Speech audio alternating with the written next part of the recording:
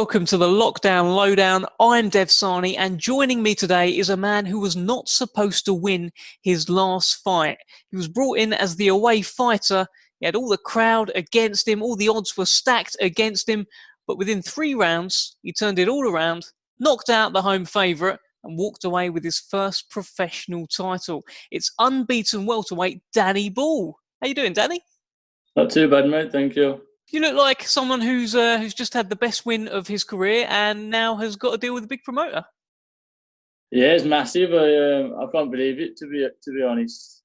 After I won the fight with Mason, my manager Errol mentioned it to us that Frank was on about signing us, but we never heard anything since then till like last week, which was a massive surprise. So talk me through that last fight. The fight I was referring to at the top was your fight with Mason Cartwright. You were the away fighter. You went in there. It was for the vacant WBC International Silver Welterweight title. You weren't expected to win, were you? No, everything was teed up for Mason to take the belt that night, but there's no chance I was letting him do that. We knew Mason was going to come out pretty sharp from the start and try and put it on me pretty early on, so we just stuck to a good game plan and boxed behind the jab and stayed tucked up nice and tight. And then I could slowly working away with the body shots, which I knew he didn't like them, and the boxing on the back foot behind the jab, which he walked straight onto a right hand in the 3rd round and didn't throw a meaningful punch after that, really. And I kind of knew I'd hurt him then. So once I knew I'd hurt him, I just put it on him. How satisfying was it to do it on away ground? Oh, massive, because he'd sold like 400 or 500 tickets.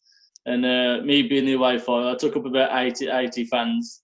So for me to do that, it was a massive surprise and over the world with it. And your first belt as well as a pro, huh? Yeah, first belt, and for it to be a green one as well, I'm really happy with that. Have you got it? Have you actually got the belt, or did you have to send it back? Did they take it off you on the night? I have got it, but it's at my girlfriend's parents. And obviously you're respecting social distancing and lockdown and not going around there to look at it every 10 minutes. Well, no, I did the because we just moved into this house before the lockdown. I had it on the bedside next to me. Good man. So you've clearly caught the eye of the big promoters, and you've got the deal with Frank Warren now. How much does it mean to you to finally get together with a big promoter and have that kind of backing for your career? Oh, massive. Now having Frank behind me, hopefully he'll give me that big push to make a name for myself and get them bigger fights and get more belts. I understand that boxing was in your family as well. You got a bit of boxing in the blood. Is that right? Yeah, that's right. My uncle Sean he captained England as an amateur. He had 94 amateur fights, I think, and won 90. He was supposed to go to the Olympics, but he just missed out on that. He also turned pro and undefeated professional. And then my oldest brother, he was the Midlands area champion at light middle. So you boxed for the Midlands area title as well. It was a draw, wasn't it? So that was in the fight before your last fight, and you went on to win the WBC International Silver. Have you still got sights on kind of picking up that Midlands area title? Right that wrong? I'm not so bothered about the Midlands now. I think I'm past that with winning the WBC. But maybe we could put things right with having the rematch. Maybe, I'm not sure. Because I don't think both of us would be happy with a draw. No, I'm definitely not. Wasn't happy with a draw. It felt like I got robbed. So maybe we could put things right and move on for something bigger. And is the British title within your sights as well? I'd love to fight for the British and bring that back home, definitely. You got Chris Jenkins and Johnny Garton battling it out. Who are you picking in that fight? I like Garton. I like Garton as a person. I've been following him since he come onto the scene, really. So I'm rooting for Garton. And what about Eko Essuman? We've just signed another welterweight a couple of weeks ago, and he's also got sights on that title. Looks like quite the welterweight mix domestically. Yeah, it definitely does. Especially the top 10 really is a good exciting weight now. The welterweights. Where do you see yourself fitting in with all of those guys? I'd be more than happy to jump in with any of them. It doesn't faze me, but I don't think I'm in the right place to be calling nobody else. But if the chance came up, I'd definitely grab it with both hands, 100%. Good man. I was reading about your amateur career. So you did some stuff as an amateur, and then you went to white collar. Is that right? Yeah, I had 12 amateurs from the age of, I think it was 11 to 14. And then I had a break and I went into the unlicensed at the age of 16. So what was that like? How does that compare? You can't really take nothing away from it, to be fair. But from the age of 16, I was fighting fully grown men, and I was probably fighting at a weight at like between 11.5 and 12.5 stone, fighting fully grown men. So fighting bigger people doesn't faze me, and that's all really. So why did you go the white collar route after your amateur career?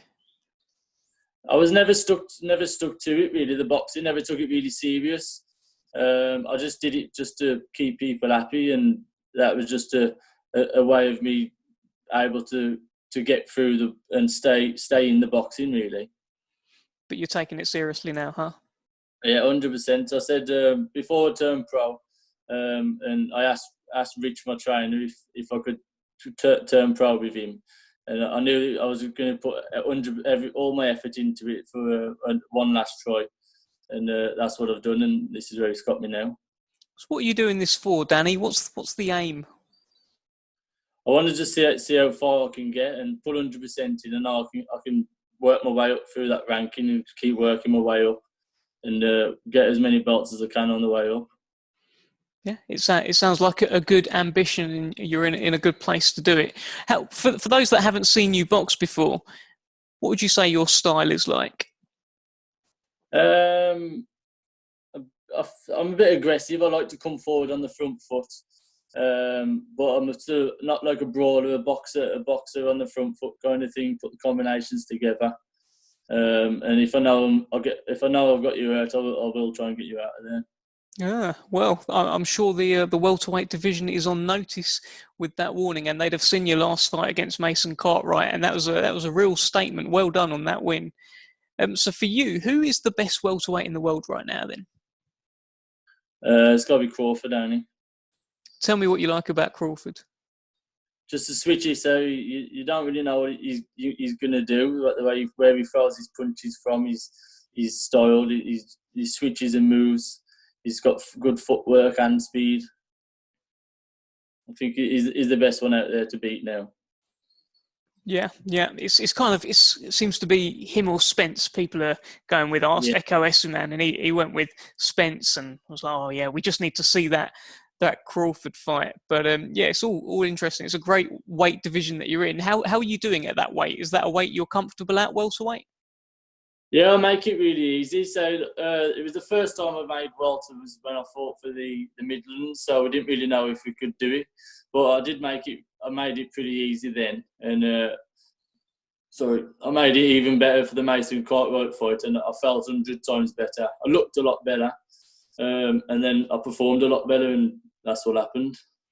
There you go. All right. Well, anything you want to add before I let you go?